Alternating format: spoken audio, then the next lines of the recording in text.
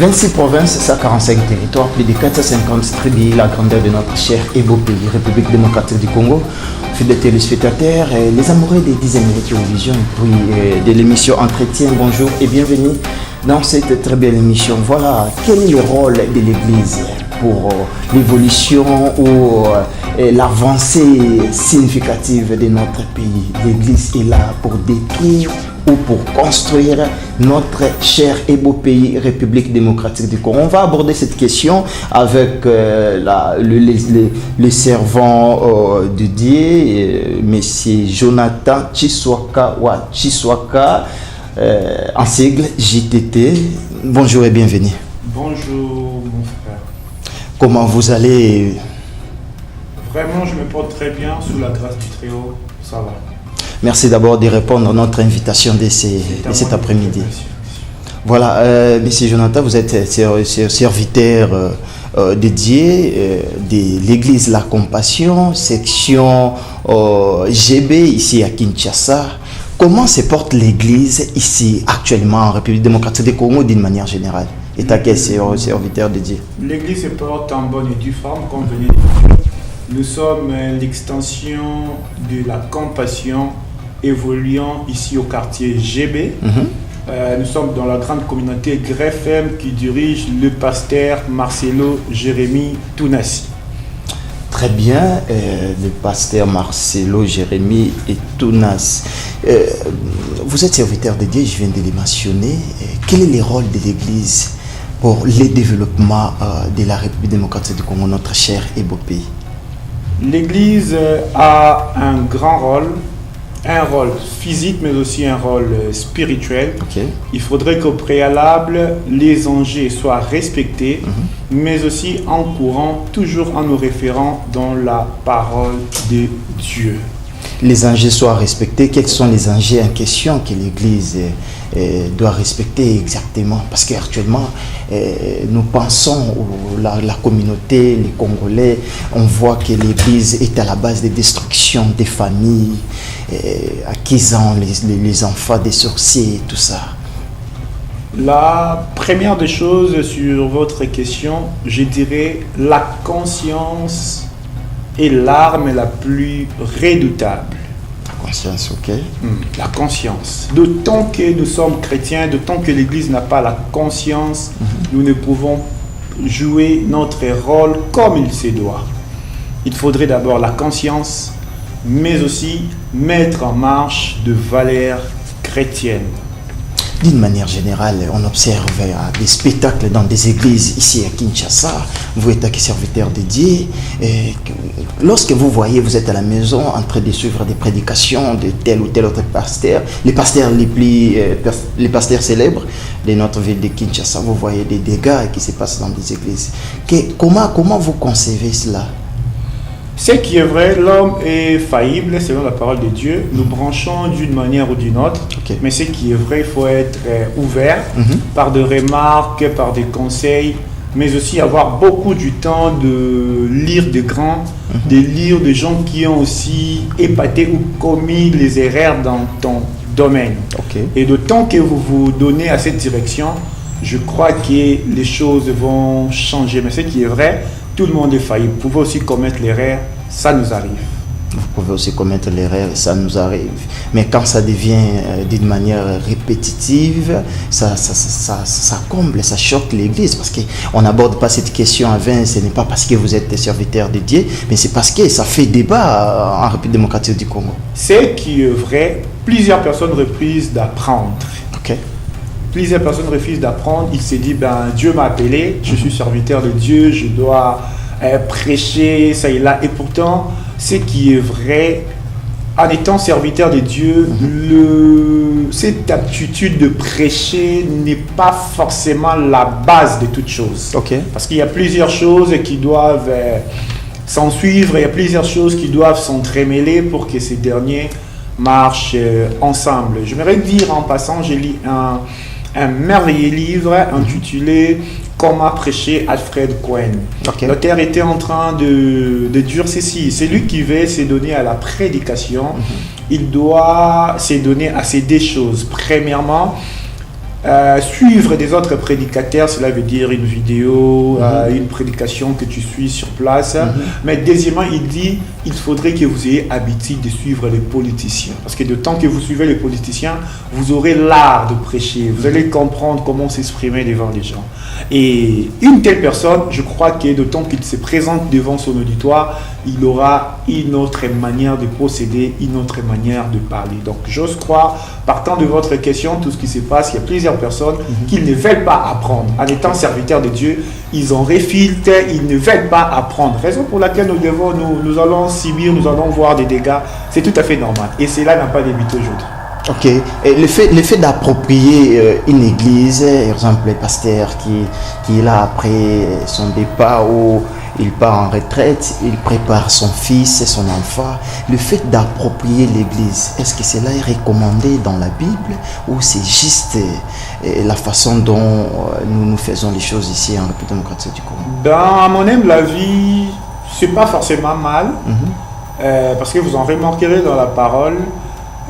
Dieu, après avoir envoyé des serviteurs, il a envoyé des prophètes, il n'y avait pas la solution. Ok. Dieu lève l'option maintenant d'envoyer son fils unique. Raison pour laquelle vous allez remarquer, dans Jean 3,16, la Bible dit Dieu a tant aimé le monde, il a donné son fils unique. Mais avant que Jésus ne vienne, il y avait des prophètes qui ont fait un merveilleux travail, mais il n'y avait pas un aboutissement absolu. Il y avait des rois que Dieu a légués à donner l'autorité, mais ils n'ont pas pu encheminer ou donner exactement la réponse à la question ou à les inquiétudes qui ravageaient le monde. Donc dans cette optique-là qu'il y a l'appropriation des églises. Non, je ne suis pas en train de dire que c'est... Parce que vous venez d'évoquer les histoires des gens, vous avez évoqué les gens ici pour essayer d'éclaircir comment est-ce que Dieu a envoyé son fils unique ici sur la terre. C'est ça en fait, c'est ce concept-là que vous vivez ici. Non, je ne suis pas en train de dire que les pasteurs doivent faire comme ça. Ouais. Mais si cela arrivait, parce que Dieu aussi peut appeler un fils du pasteur, ça peut arriver. Mais il y a plusieurs personnes qui le font abusivement. Mais moi, je crois que Dieu peut appeler un fils du pasteur et le pasteur lui laisser l'église à la longue. Très bien, Dieu peut appeler aussi un fils du pasteur. Est-ce que vous, hormis, mettons du côté la théologie, parce que la théologie c'est une étude, c'est un cursus que n'importe qui peut suivre. Est-ce qu'il y a aussi des appels vraiment directs? On ne prend pas seulement le concept d'un fils de pasteur. Est-ce qu'il y a vraiment des appels directs hormis la théologie? Parce qu'actuellement, on fait des études, comme quelqu'un peut faire la science politique, quelqu'un qui n'était même pas appelé, il fait la théologie et après, il devient directement pasteur. Hormis la théologie, est-ce qu'il y a vraiment des appels spirituel, ou si je peux l'appeler ainsi? Mais ce qui est vrai, Dieu appelle les gens. Moi qui vous parle, j'ai été appelé par Dieu. Vous n'avez pas fait la théologie? Ce qui est vrai, nous avons emprunté des chemins pour apprendre. Mais ce qui est vrai, l'appel vient en premier. Ok. Donc j'ai été appelé par Dieu et je me rappelle bien, c'était en 2003. J'étais encore tout petit, je ne connaissais rien du tout et puis mineur. Et on avait un moment de prière chaque samedi à la maison chez nous.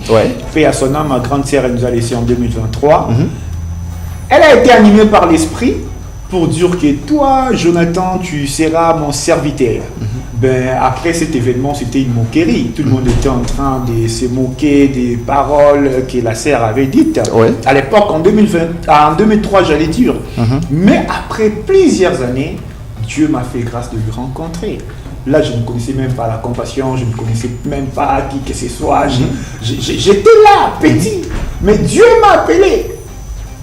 Et quand j'ai pris conscience, je me suis procuré de cela et aujourd'hui, nous faisons chemin ensemble avec Dieu. Est-ce qu'il y a une différence entre ceux qui sont appelés et ceux qui font la théologie? Parce qu'il y a d'autres gens aussi qui font simplement la théologie, comprennent la Bible, ils deviennent pasteurs, et d'autres qui ont été appelés comme vous.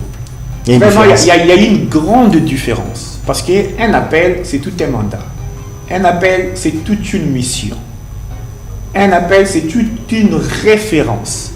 Comment pouvez-vous travailler en étant ministre? Permettez-moi pour l'exemple, d'autant que le président ne vous a pas engagé, ou soit le président ne vous a pas nommé. Donc c'est pratiquement impossible. Donc idem avec les choses de Dieu.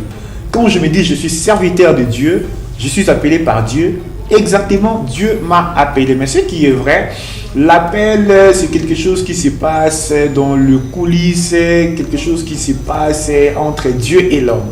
Les hommes ne font que remarquer l'appel secret de Dieu et de l'homme. Allons-y d'une manière concrète. Entre ceux qui sont appelés, ceux qui ont fait la théologie, qui ont beaucoup plus la maîtrise de la Bible, la spiritualité en quelque sorte. Là, c'est un peu difficile que je puisse le dire. Oui. Parce que tu peux être appelé et ne pas être formé, tu diras des bêtises. Ok. Tu peux aussi ne pas... Tu as dit la théologie, c'est la formation. L'appel, c'est... Exactement, ouais. Exactement. La théologie, c'est la formation. La théologie nous apprend certaines choses que de toi-même, en lisant la Bible, tu n'as pas compris. La théologie, c'est quoi? La théologie, c'est comme moi, JTT, peut-être que je suis là.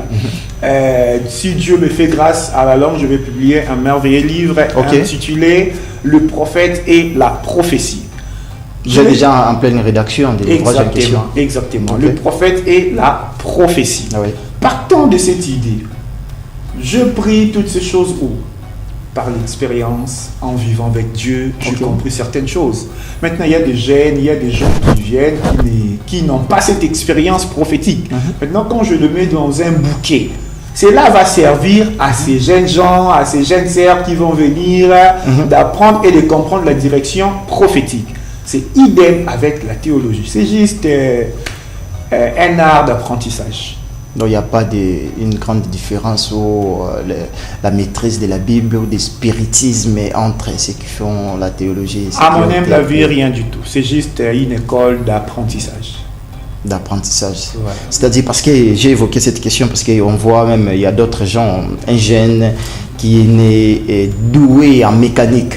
Il n'a jamais touché ou il n'a jamais été formé par les professionnels de mécanique. Voilà, pareil que dans la chrétienté actuellement. C'est que moi je peux dire, si Dieu t'appelle, restez dans l'appel de Dieu. Si Dieu ne t'appelle pas, il y a plusieurs missions que Dieu donne aux gens. Dieu peut aussi te donner une mission de devenir président de la République, ministre. Ok. Cela n'engage que Dieu. Mais si Dieu t'appelle au ministère, exerce-les. Une question pertinente. Voilà. Est-ce que il est recommandé au pasteur de faire aussi de longues études? Exactement.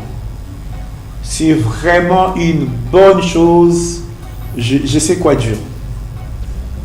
Si vraiment vous avez l'opportunité, il faut le faire. S'il n'y a pas l'opportunité, ne vous agacez pas, servez le Seigneur et Dieu vous ouvrira des portes à la langue. Et d'autant que vous avez des portes ouvertes, cela veut dire que vous avez les moyens, il faudrait apprendre. Donc je ne peux jamais refuser à quelqu'un d'apprendre d'une manière ou d'une autre. Même pas pour le pasteur, dans tous les domaines de la vie. L'apprentissage, c'est l'art. C'est l'art qui permet en fait que nous puissions vivre de grandes choses en tout cas. Actuellement, il existe des faux chrétiens? Oui, depuis la Bible. Il y a de faux chrétiens. Depuis des gens, je l'ai dit, pour essayer de mentionner les gens qui prêchent des pasteurs, mais ce sont des faux chrétiens. Qui sont aussi célèbres, par exemple. Ça arrive. Imagine quelqu'un qui est pire petit d'un pasteur, ça fait quasiment plus de 20 ans, 25 ans. Il n'a jamais reçu l'appel de Dieu. Mais ces derniers se retrouvent aussi avec une extension en train de conduire ça. Ça arrive. Et cela n'a pas débuté aujourd'hui. L'apôtre Paul dit, il faut faire attention aux faux docteurs. Il y a des faux apôtres qui se sont introduits parmi vous. Les faux chrétiens existent. Et même après nous, les faux chrétiens existeront toujours. Mais parmi les faux, il y a les vrais qui sont là. Parmi les faux, il y a des vrais qui sont là. Quel est le rôle d'un vrai chrétien dans une nation comme la République démocratique du Congo? C'est vraiment une direction un peu vaste. Mais j'aimerais avoir peut-être 5 directions qui vont nous permettre de donner la quintessence de notre rencontre de cet après-midi. Ok. La première des choses, nous devons savoir que d'abord pour devenir chrétien, il y a un processus. Très bien. La première fois que ce mot chrétien soit dit dans la parole de Dieu, c'était dans Actes chapitre 11. Ok. Là, c'était après l'ascension de Christ. Les apôtres, ils étaient là en train de faire le travail, c'est là, en évangélisant, en prêchant la parole, en conscientisant les gens, en montrant exactement ce que Christ a eu à faire. Mais les chrétiens, donc les habitants d'Antioche, c'était une ville, ils ont remarqué que ces gens-là, les apôtres, vivaient différemment qu'eux. C'est dans ces moments-là que ce mot chrétien a ilé. Le mot chrétien est issu du mot Christ. Donc cela veut dire c'est un caractère. C'est une position dont nous sommes censés, en étant de chrétiens, entre guillemets de chrétiens vrais, aller démontrer. C'est quoi son rôle, ces vrais chrétiens là que tu viens d'évoquer, Acte 11, là où provient ces mots chrétiens, c'est dans la chrétienté, Christ et tout ça. Mais c'est quoi le rôle d'un vrai chrétien dans une nation comme la République démocratique du Congo? Vous êtes chrétien. Votre rôle ici dans notre pays? En étant chrétien, il y a plusieurs directions, comme je venais de dire, que nous pouvons aborder. Je voudrais dire deux choses qui sont importantes. Un chrétien a pour mission de valoriser d'abord le royaume de Dieu. Très bien. De valoriser la personne de Christ. Maintenant, quand Christ est valorisé, Christ a des valeurs. Cela veut dire, Christ ne nous envoie pas de voler. Christ ne nous envoie pas d'escroquer. Christ ne nous envoie pas d'avoir la partialité. Tu vois bien que ton pays, ta nation est en train d'être détruite, mais vous acceptez une chose juste pour votre intérêt. Là, ce n'est pas une bonne chrétienté. Donc, en étant chrétien, nous devons défendre des valeurs. En étant chrétien, nous devons défendre le royaume de Dieu. Donc, c'est vraiment ça. Il vous arrive de se retrouver dans un constat où un pasteur a fait des bavures au lieu de défendre les valeurs, comme vous venez d'énumérer. Un pasteur est tombé dans des bavures, dans des anti-valeurs. Qu'est-ce qui vous passe en tête quand vous voyez un pasteur tomber dans des anti-valeurs? Ce qui est vrai, je venais de dire tout à l'heure, la Bible dit dans Jacques, nous branchons tous d'une manière ou d'une autre. Ce qui est vrai, j'aimerais vous dire tout haut et tout clairement, il n'y a personne qui est parfaite. Si Dieu permettait quand même que de vie des gens soit étalée, j'ose croire que personne aura le monopole de s'élever devant les gens pour parler. Personne, parce que nous nous branchons d'une manière ou d'une autre. Il y a ceux-là qui commettent les erreurs par l'impudicité. Il y a ceux-là qui ne commettent pas les erreurs de l'impudicité, mais son erreur à lui, c'est de prendre l'argent, de bouffer lui-même. Il y a d'autres aussi qui ne commettent pas les erreurs de prendre l'argent, de bouffer lui-même, mais il est égoïste. Vous voyez? Toutes ces choses-là, l'ensemble de toutes ces choses, c'est ce qu'on appelle péché. Donc, ça arrive. Ça arrive à tout le monde. Pour les chrétiens, bon, je parle de vous parce que je vous reçois, je me mets dans la peau des journalistes. Vous les chrétiens, vous avez un concept négligé point. Ces concepts-là, ça vous couvre, même si vous faites quelque chose. Oh non, c'est un homme dédié. La Bible dit négligé point. Pourquoi avez-vous comme couverture ces concepts alors que vous commettez aussi des bavures qui sont visibles, qui sont même sur les réseaux, tout ça, comme des TikTokers? Ne jugez point. Essayez peu de nous éclaircir. Vous vous cachez derrière ne jugez point. Ouais, moi, c'est que moi. Et ne touchez pas à mes ouais. Et moi, c'est que je peux vous dire, raison pour laquelle au début je vous ai bien dit qu'il faut apprendre. Vous pouvez aussi apprendre dans la parole de Dieu, vous pouvez aussi apprendre par des livres chrétiens, ça et là. Dans la parole de Dieu, il y a un verset qui dit l'homme spirituel juge de tout. Très bien. Donc cela veut dire quand un homme de Dieu commet une erreur, en étant aussi homme de Dieu, serviteur de Dieu, enfant de Dieu, je peux juger l'acte, mais de ne pas condamner la personne. Maintenant, mon rôle, c'est quoi? C'est de soutenir la personne par des prières, s'il est proche de moi, par des conseils, et voilà. Soutenir la personne par des prières, s'il est proche de vous, par des conseils. Aujourd'hui, on va prendre un point d'actualité en quelques minutes. Aujourd'hui, tout le monde parle. Je ne parle pas de tout le monde d'une manière générale, mais parce que vous êtes serviteur de Dieu, c'est très important d'épingler cela. Nous avons vu de grands pasteurs, des renommés de notre pays ils se sont rassemblés pour dire oui au changement de la constitution, la politique et l'église. Ça peut marcher de pair. Avant de donner aussi votre point de vue, si ça serait possible sur le changement de la constitution, comme a fait beaucoup de pasteurs de notre pays. Vous dites si l'église et la politique peuvent marcher de pair. Bon, à mon humble avis, si des valeurs sont respectées, ça peut aller. Si les valeurs sont respectées, on peut combiner l'église et la politique. On peut combiner l'église et la politique si les valeurs spirituelles sont respectées. Mais si les valeurs spirituelles ne sont pas respectées, comment cela peut marcher ensemble? Donc, c'est-à-dire, comme actuellement nous avons des pasteurs députés, pasteurs sénateurs, pasteurs ministres, pasteurs avec des fonctions de la République, ça ne pose aucun problème. Ça ne pose aucun problème parce qu'il y a des gens, il y a ceux-là qui sont biministères, cela veut dire il est pasteur, mais aussi il travaille. Ça peut arriver. Très bien. Un exemple très simple. Quand vous entendez parler de David, il fut qui? Il fut un roi, un serviteur de Dieu. Et si on m'aurait contextualisé l'idée de David aujourd'hui, Salomon, ainsi de suite. Donc le président Fachi, serviteur de Dieu, mais en étant président. Imaginez maintenant un roi, serviteur de Dieu. Donc c'est depuis la vie, c'est la date. Non, cela pose aucun problème. Aucun problème. Juste il faudrait respecter des valeurs et là c'est bon. Vous venez de donner l'exemple de David. De David. À part David, il y a qui encore? Il y a Salomon. Il y a Salomon, qui était aussi roi, serviteur. Mais presque tout le roi de la Bible. Hein, de rois. Est-ce que les contextes actuels avec les contextes à l'époque de Salomon, David, ça marche de pair? Il y a une cohérence. Ce qui est vrai, la similarité ne peut jamais manquer parce que la Bible dit dans Proverbe, ce que vous voyez aujourd'hui, il n'y a rien de nouveau. Donc il n'y a rien de nouveau. Tout a commencé depuis.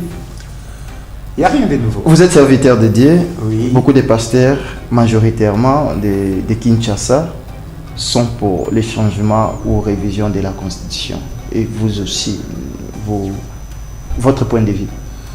Ce qui est vrai, à mon humble avis, le changement ou pas, s'il faudrait changer, si ça nous cause préjudice, il faudrait bien le faire.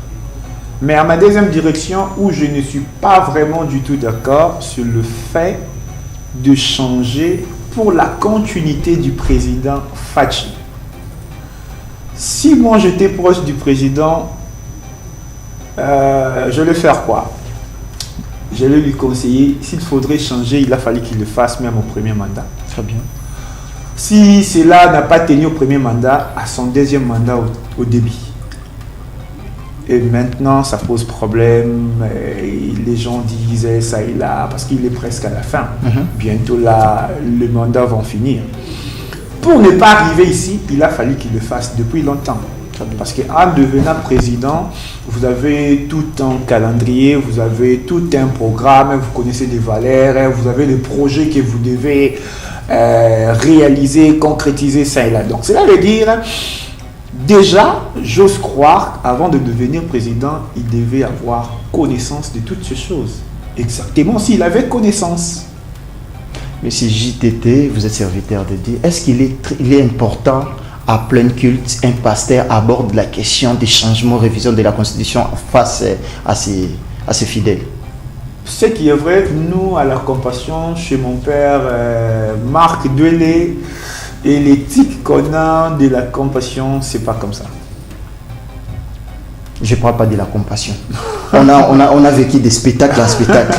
Cette question du changement de la Constitution a commencé dans plusieurs églises. Ouais. Est-ce que c'est vrai, un pasteur peut aborder la question des changements, révision de la Constitution dans les chairs devant les fidèles à l'église? Mais je vous parle de l'éducation qu'on nous donne là-bas. Là, c'est vous. Et moi, je parle d'une manière générale, en fait. C'est que nous vivons actuellement. Peu importe d'une manière générale, je parlerai de l'éducation de ma famille. Comment un enfant peut parler de l'éducation de voisins sans pourtant parler de l'éducation... Comme chez vous, à la Compassion, vous n'abordez pas cela. Maintenant, c'est qui le font. Ceux qui les font, ils savent exactement de quelle direction ils sont attachés. Hein. C'est bien ou c'est mauvais? À mon humble avis, mettez de côté votre votre éducation de la maison. À mon humble avis, c'est pas du tout propre. C'est pas du tout propre. C'est pas du tout propre. D'aborder la question des religions, de la constitution des parce que dans la même église, il y a des gens qui sont pour, il y a des gens qui sont contre. Très bien. D'autant qu'ils vous disent qu'il faut le faire. Quelles sont vos motivations? Peut-être vous retrouvez, peut-être vous avez des liens, des attachements avec des dirigeants, ça et là. Mais ton fidèle là qui manque même $100, qui manque $50, il manque l'argent du loyer. Son intérêt c'est quoi? À mon humble avis, en étant congolais, chacune parmi nous a ce qu'il peut dur. Très bien, fidèles téléspectateurs, nous chutons déjà, nous sommes presque à la fin. Nous avons réussi pour vous. C'était, on l'appelle JTT, Jonathan Tshiswaka. Tshiswaka, c'est un serviteur dédié. Vous êtes serviteur dédié. Quel message lancerez-vous aux fidèles? Regarde la caméra, nous sommes arrivés à la fin. Je vais juste dire au peuple de Dieu que Dieu est le maître de toutes choses. Il n'y a aucune chose, il n'y a aucune circonstance qui peut nous arriver aux chrétiens, arriver à la nation congolaise sans que Dieu en décide. Dieu, c'est le bon Père qui nous a donné cette nation. Nous avons des valeurs, nous avons de choses à dire et nous avons de vérités à défendre. Pour moi, c'est le bonheur du Congo qui est important. Et Jésus-Christ revient bientôt. C'est le message idéal de notre grand-père Marcelo Jérémy Tounassi, de mon père Marc Douelé, le pasteur principal de la Compassion GB. Merci beaucoup Jonathan Tshiswaka, JTT comme on l'appelle, serviteur dédié, de répondre à notre invitation de cet après-midi. C'est à moi de vous remercier. Merci à vous également, fidèles téléspectateurs, de suivre attentivement cette émission. On se retrouve très prochainement avec un nouvel invité. J'espère qu'avec JTT, on va se retrouver dans quelques semaines. Merci beaucoup. Merci à vous également.